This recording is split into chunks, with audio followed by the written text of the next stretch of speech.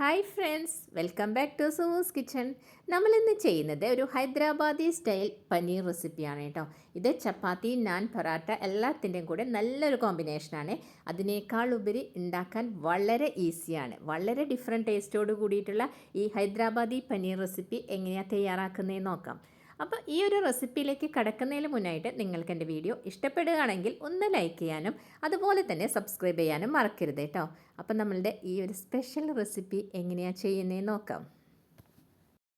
ഹൈദരാബാദി സ്റ്റൈലുള്ള പനീർ ഉണ്ടാക്കുന്നതിന് വേണ്ടി 1 കപ്പ് തൈരെടുത്ത് അതൊന്ന് ഉടച്ച് മാറ്റി വെച്ചിട്ടുള്ളതാണ്. ഈ തൈരിലേക്ക് 1 ടീസ്പൂൺ മുളക് പൊടിയും 1 ടീസ്പൂൺ തന്നെ മല്ലിപ്പൊടിയും പിന്നെ 1/2 ടീസ്പൂൺ മഞ്ഞൾപ്പൊടിയും അതിനുശേഷം 1 ടീസ്പൂൺ തന്നെ കുരുമുളകിൻ്റെ പൊടിയും ഇട്ട് കൊടുക്കുക. പിന്നെ ഇതിലേക്ക് ക്യുമിൻ സീഡ്, അതായത് നല്ല ജീരകത്തിൻ്റെ പൗഡറാണ് ചേർക്കുന്നത്, 1/4 ടീസ്പൂൺ ചേർത്ത് കൊടുക്കുക. പിന്നെ ലാസ്റ്റായിട്ട് ഇതിലേക്ക് ഗരം മസാല പൗഡർ 1 ടീസ്പൂൺ ചേർത്ത് കൊടുക്കുക കേട്ടോ. എന്നിട്ട് ഇതെല്ലാം നന്നായിട്ടൊന്ന് മിക്സ് ചെയ്ത് കൊടുക്കുക. ഈ തൈരിൻ്റെ കൂടെ ഈ പൊടികളെല്ലാം നന്നായിട്ട് മിക്സ് ചെയ്യുന്നത് വരയ്ക്കും ഒന്ന് നന്നായിട്ട് ഇളക്കി കൊടുക്കുക. ഈ ഒരു പാകത്തിലായിട്ടുണ്ട്. ഇനി നമുക്ക് ഇതൊന്ന് മാറ്റി വയ്ക്കാം. അടുത്തതായി നമുക്കിതിലേക്ക് വേണ്ട പനീർ ഒന്ന് ഫ്രൈ ആക്കി എടുക്കണം. അതിനുവേണ്ടി ഒരു പാൻ ചൂടായപ്പോൾ ഇതിലേക്ക് ഞാൻ സൺഫ്ലവർ ഓയിലാണ് ഒഴിച്ചു കൊടുത്തിട്ടുള്ളത്. നമ്മളിതൊരു ഒത്തൻറ്റിക് രീതിയിൽ ചെയ്യുകയാണെങ്കിൽ മസ്റ്റാർഡ് ഓയിൽ, അതായത് കടുകെണ്ണ ഉപയോഗിക്കുന്നതായിരിക്കും കൂടുതൽ നല്ലത് കേട്ടോ. അപ്പോൾ എല്ലാവർക്കും അതിൻ്റെ ടേസ്റ്റ് ഇഷ്ടമാവാത്തത് കൊണ്ടാണ് ഞാനിവിടെ സൺഫ്ലവർ ഓയിൽ ഉപയോഗിച്ചിട്ടുള്ളത്. എന്നിട്ട് 500 ഗ്രാം പനീർ എടുത്ത് അത് ഇതുപോലെ നീളത്തിൽ അങ്ങ് കട്ട് ചെയ്ത് കൊടുക്കുക. ഈ ഒരു റെസിപ്പിക്ക് നീളത്തിൽ ചെയ്തെടുക്കുന്നതായിരിക്കും, കട്ട് ചെയ്യുന്നതായിരിക്കും കൂടുതൽ നല്ലത് കേട്ടോ. അപ്പോൾ ഇനിയിപ്പോൾ സ്ക്വയർ ആയിട്ട് ചെയ്യുന്നവരാണെങ്കിൽ അങ്ങനെ ചെയ്തെടുക്കാൻ കുഴപ്പമൊന്നുമില്ല. എന്നിട്ട് ഇതൊന്ന് തിരിച്ചും മറിച്ചൊക്കെ ഇട്ട് ഈ ഒരു ഗോൾഡൻ കളറിലേക്ക് ആകുമ്പോൾ എണ്ണയിൽ നിന്ന് ഒന്ന് വറുത്ത് കോരി മാറ്റി വയ്ക്കാം. അധികം സമയമൊന്നും എടുക്കില്ല കേട്ടോ. 5 മിനിറ്റിനുള്ളിൽ തന്നെ ഇത് ഫ്രൈ ആക്കി എടുക്കാൻ പറ്റുമേ. അടുത്തതായി ഇതിലേക്ക് നമുക്ക് കുറച്ച് സവോളയൊക്കെ ഒന്ന് വഴറ്റി അരച്ചെടുക്കാനുണ്ട് കേട്ടോ.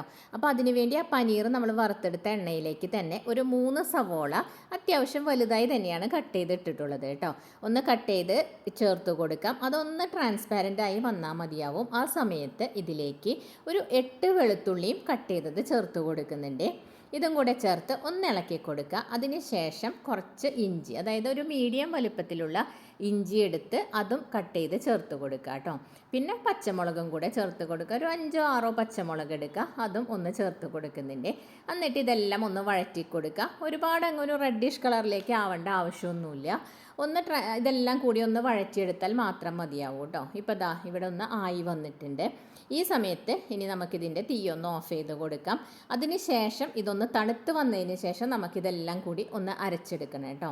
അപ്പം നമ്മളുടെ ഈ ഒരു വഴറ്റി വെച്ചിട്ടുള്ള സവോളയൊക്കെ ഒന്ന് നന്നായിട്ട് തണുത്ത് വന്നിട്ടുണ്ട്.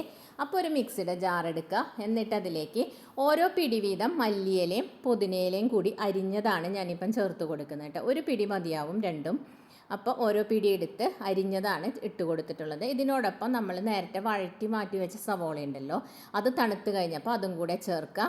എന്നിട്ട് കുറച്ച് വെള്ളം, ഒരു ഏകദേശം ഒരു 1/2 കപ്പ് വെള്ളം കൂടെ ചേർത്ത് നല്ല ഫൈൻ പേസ്റ്റായിട്ട് ഒന്ന് അരച്ചെടുക്കുക കേട്ടോ.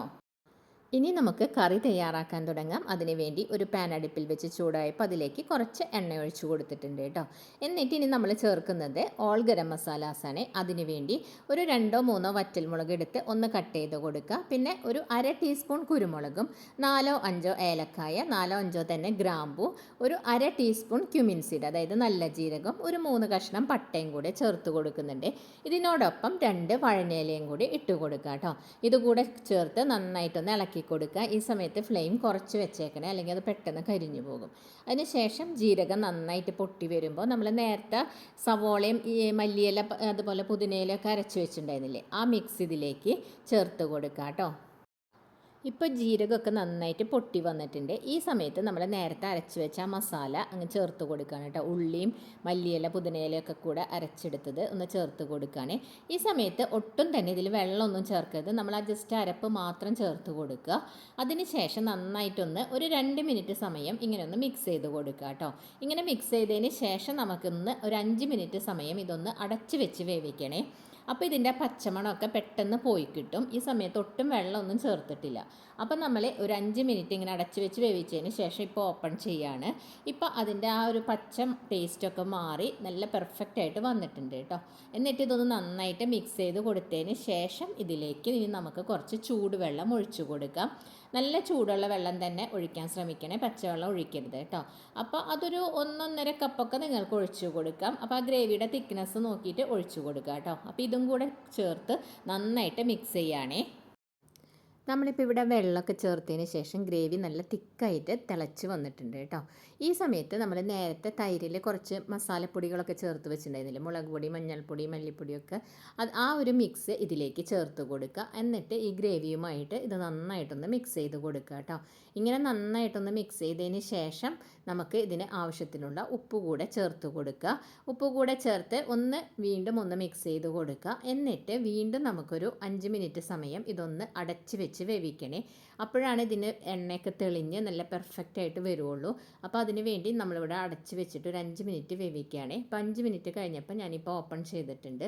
ഇപ്പം നോക്കൂ, നമ്മളുടെ ഗ്രേവിയൊക്കെ എണ്ണയൊക്കെ തെളിഞ്ഞ് നല്ല പെർഫെക്റ്റ് ആയിട്ട് ഇപ്പം വന്നിട്ടുണ്ട് കേട്ടോ. ഇനി നമ്മൾ ഇതിലേക്ക് ചേർത്ത് കൊടുക്കുന്നത് ഇതിൻ്റെ ടേസ്റ്റ് ഒന്ന് കോമ്പൻസേറ്റ് ചെയ്യാൻ വേണ്ടി കുറച്ച് പഞ്ചസാരയാണേ. ഞാനിപ്പോൾ ഇവിടെ ചേർത്ത് കൊടുക്കുന്നത് ബ്രൗൺ ഷുഗറാണ് കേട്ടോ. അപ്പോൾ നിങ്ങളുടെ കയ്യിൽ വൈറ്റ് ഷുഗർ ആണെങ്കിൽ അത് ചേർത്ത് കൊടുക്കുക. 1/2 ടീസ്പൂണാണ് ചേർത്ത് കൊടുത്തിട്ടുള്ളത്. ഇതൊന്ന് നന്നായിട്ട് മിക്സായി വരുമ്പോൾ ഇതിലേക്ക് നമ്മൾ നേരത്തെ വറുത്ത് മാറ്റി വെച്ചിട്ടുള്ള പനീറും കൂടെ ചേർത്ത് കൊടുക്കുക കേട്ടോ. അപ്പോൾ പനീർ കൂടെ ചേർത്ത് ഒന്ന് മിക്സ് ചെയ്ത് കൊടുക്കുക. അതിനുശേഷം ഇത് തിളയ്ക്കുന്നത് വരയ്ക്കും ഒന്ന് വെയിറ്റ് ചെയ്യുക. തിളച്ച് വരുമ്പോൾ തന്നെ ഇത് നല്ല തിക്ക് ഗ്രേവി ആയിട്ട് വരും കേട്ടോ. ഈ ഒരു റെസിപ്പിക്ക് ഗ്രേവി നല്ല തിക്കായിട്ടായിരിക്കും ഉണ്ടാവുക.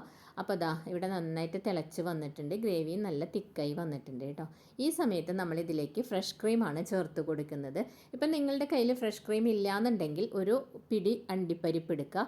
അതൊരു അരമണിക്കൂർ മുന്നേ കുതിർത്ത് വെച്ചതിന് ശേഷം നല്ല ഫൈൻ പേസ്റ്റായിട്ട് അരച്ച് ഇതിൽ ചേർത്താൽ മതിയാവും. ഞാനിപ്പോൾ ഫ്രഷ് ക്രീം 3 ടേബിൾ സ്പൂൺ ചേർത്ത് കൊടുത്തിട്ടുണ്ട്. ഇതൊന്ന് നന്നായിട്ട് മിക്സ് ചെയ്തെടുക്കുകയാണേ. ഫ്രഷ് ക്രീമൊക്കെ ചേർത്തതിന് ശേഷം ഗ്രേവി നന്നായിട്ട് തിളച്ച് വന്നിട്ടുണ്ട് കേട്ടോ. ഈ സമയത്ത് നമ്മൾ കസൂരി മേത്തിയാണ് ചേർത്ത് കൊടുക്കുന്നത്. 2 ടേബിൾ സ്പൂൺ കസൂരി മേത്തി എടുക്കുക. അതൊന്ന് ചൂടാക്കിയതിന് ശേഷം ഇതുപോലൊരു അരിപ്പയിലേക്ക് ഇട്ട് കൊടുക്കുക കേട്ടോ. എന്നിട്ട് കൈവച്ച് ഇങ്ങനെ നന്നായിട്ടൊന്ന് ഞരടി കൊടുക്കുക. അപ്പോൾ എന്താണെന്ന് വെച്ചാൽ നമ്മൾ ഫൈൻ പൗഡർ മാത്രമേ അതിൽ വീഴുള്ളൂ. ഇതിനകത്ത് അതിൻ്റെ തണ്ടുകളൊക്കെ ഉണ്ടാവും. അത് ഡയറക്റ്റ് നമ്മളിപ്പോൾ ഇങ്ങനെ കൈവച്ച് ഞരടി ഡയറക്റ്റ് ഇട്ട് കൊടുക്കുകയാണെങ്കിൽ ആ തണ്ടൊക്കെ കറിയിൽ വീഴാൻ സാധ്യതയുണ്ട്. അങ്ങനെ ആകുമ്പോൾ അത് കഴിക്കുന്ന സമയത്ത് ഒരു സുഖം ഉണ്ടാവില്ല. ഇങ്ങനെ ചെയ്യുന്നതായിരിക്കും കൂടുതൽ നല്ലത് കേട്ടോ. അപ്പോൾ ഈ കസൂരി മേത്തി ഗ്രേവിയുടെ കൂടെ നന്നായിട്ടൊന്ന് മിക്സ് ചെയ്ത് കൊടുക്കുകയാണ് കേട്ടോ. അതിന് ശേഷം നമ്മളിതിലേക്ക് ചേർത്ത് കൊടുക്കുന്നത് മല്ലിയില അരിഞ്ഞതാണ്. അപ്പോൾ ഒരു പിടി മല്ലിയില എടുക്കുക, അതൊന്ന് നന്നായിട്ട് ചെറുതായിട്ട് അരിഞ്ഞതിന് ശേഷം ഇതിലേക്കൊന്ന് തൂകി കൊടുക്കുക കേട്ടോ. അതിന് ശേഷം നമ്മൾ ചെയ്യുന്നത് ഒരു പാൻ അടുപ്പിൽ വയ്ക്കുക. അതിലേക്ക് കുറച്ച് എണ്ണ ഒഴിച്ചിട്ട് ഒരു 1/2 ടീസ്പൂൺ കാശ്മീരി ചില്ലി പൗഡർ എടുക്കുക. ഈ എണ്ണയിലേക്ക് ചേർത്ത് നന്നായിട്ടൊന്ന് മൂപ്പിച്ചെടുത്ത് ഈ കറിയിലേക്ക് ഒഴിച്ചു കൊടുക്കുകയാണ് ചെയ്യുന്നത്. ഇത് തികച്ചും ഓപ്ഷണലാണ് കേട്ടോ. നമ്മൾ റെസ്റ്റോറൻറ്റിൽ നിന്നൊക്കെ വാങ്ങിക്കുമ്പോൾ ആ ഒരു പെർഫെക്റ്റ് ആയിട്ടുള്ള ആ ഒരു സ്ട്രക്ചർ കിട്ടാൻ വേണ്ടിയിട്ടാണ് ഞാനിങ്ങനെ ചെയ്യുന്നത്. അപ്പോൾ നമ്മൾ കുറച്ചും കൂടെയൊക്കെ ഹെൽത്ത് കോൺഷ്യസ് ആയിട്ട് നോക്കുകയാണെങ്കിൽ ഇതുപോലെ എണ്ണ ഒഴിക്കാൻ താല്പര്യമില്ലെങ്കിൽ നിങ്ങളിത് സ്കിപ്പ് ചെയ്യാവുന്നതാണ്, വേണം നിർബന്ധമൊന്നുമില്ല കേട്ടോ. അപ്പം ഞാൻ ആ ഒരു ഇതിന് പെർഫെക്ഷന് വേണ്ടി ഇങ്ങനെ ഒന്ന് ചെയ്ത് കൊടുക്കുന്നുണ്ട്. അപ്പോൾ നല്ല സൂപ്പർ ടേസ്റ്റി ആയിട്ടുള്ള ഒരു ഹൈദരാബാദി സ്റ്റൈലിലുള്ള പനീർ റെസിപ്പിയാണ്. ചപ്പാത്തിയുടെയും അതുപോലെ നാൻ ഒക്കെ, ചപ്പാത്തി, നാൻ, പൊറോട്ട എല്ലാത്തിൻ്റെയും കൂടെ നല്ലൊരു കോമ്പിനേഷനാണ് കേട്ടോ. നിങ്ങൾ ഇതുവരെ ഈ ഒരു റെസിപ്പി ട്രൈ ചെയ്ത് നോക്കിയിട്ടില്ലെങ്കിൽ തീർച്ചയായിട്ടും ഒന്ന് ട്രൈ ചെയ്ത് നോക്കി. വീഡിയോ ഇഷ്ടപ്പെട്ടാൽ ലൈക്ക് ചെയ്യാനും സബ്സ്ക്രൈബ് ചെയ്യാനും മറക്കരുത്.